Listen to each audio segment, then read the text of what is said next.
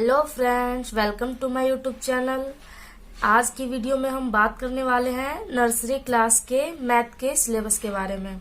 जैसे कि मैंने आपको पिछली जो इंग्लिश और हिंदी की वीडियो में मैंने आपको बताया स्टैंडिंग एंड स्लीप और स्लैंटिंग इन लाइनों के बारे में बताया, जिसमें बच्चा ऑल सब्जेक्ट में जब बच्चा स्टार्टिंग करता है, सीखता है, तब उसे इन लाइनों की जरूरत पड़ती है। जिस तरह से इसमें मैंने स्टैंडिंग लाइन दी है, इस तरह से बच्चा लाइन करता है सबसे पहले मैथ सिलेबस में। क्योंकि हेल्प से ही बच्चा आगे के जो लेटर है, अक्षर है, ये सब बनाने सीखता है। जैसे स्टैंड लाइन हो गया, स्लीप लाइन हो गया, और ये स्लैंटिंग इस तरह की जो लाइन है, और कर्व है। ये Hindi, English, math, all other subject में भी इस तरह से जब बच्चा आगे अक्षर और लेटर बनाना सीखता है।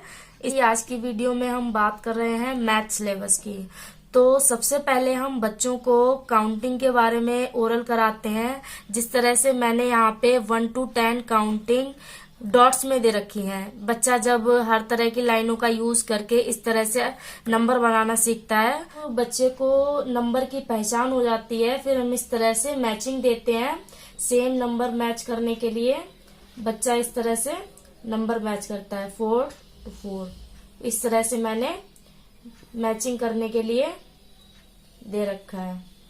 आगे हम बात करते हैं काउंट एंड मैच। इस तरह से मतलब इस तरह की जब पिक्चर बना के दो या कुछ भी स्टिकर वगैरह दो, तो बच्चे को काम करने में थोड़ा और अच्छा लगता है। जैसे हमने 1 2 3 इसे काउंट करके इस तरह से मैच कर देनी है। बच्चों को थोड़ा डिफरेंट वर्क दो तो बच्चा काम करने में थोड़ा और भी ज्यादा उसे अच्छा लगता है। इस तरह से मैंने नर्सरी का जो सिलेबस है थोड़ा अच्छे से लुक में तैयार किया है, जिससे को बच्चे को और भी ज्यादा अच्छा लगे काम करने में।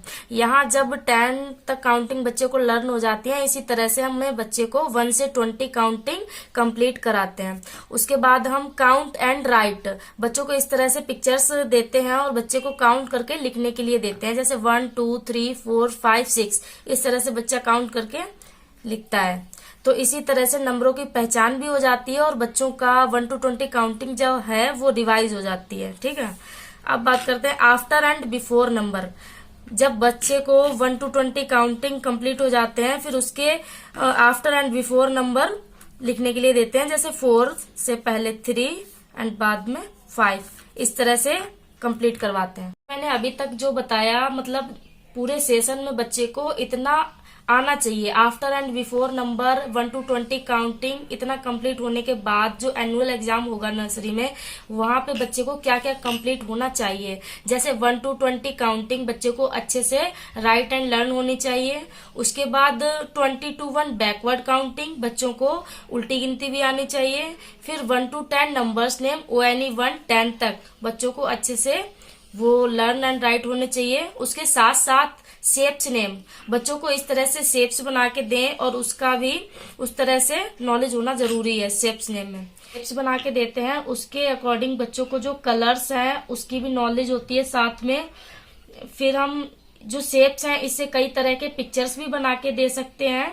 कुछ भी पिक्चर्स बनाएंगे उसमें हमें सर्कल, ट्रायंगल, स्क्वायर, रेक्टेंगल, इस तरह के अलग अलग शेप बनाकर बच्चों को बनाकर देंगे, जिसमें बच्चा पहचानेगा कि क्या सर्कल, स्क्वायर, उस बारे में बताएगा। फिर हम बात करते हैं 1 to 20 काउंटिंग मिसिंग नंबर। पहले 1 से 10 तक इस तरह से डायग्राम बना के दो, बच्चे को काम करने में और भी मजा आता है। जैसे 1 2 3 4 5 6 7 8 9 10, इसी तरह से यहाँ पर भी 11 12 13 14 15, इस तरह से बच्चा 20 तक जो काउंटिंग है वो क्लियर करेगा।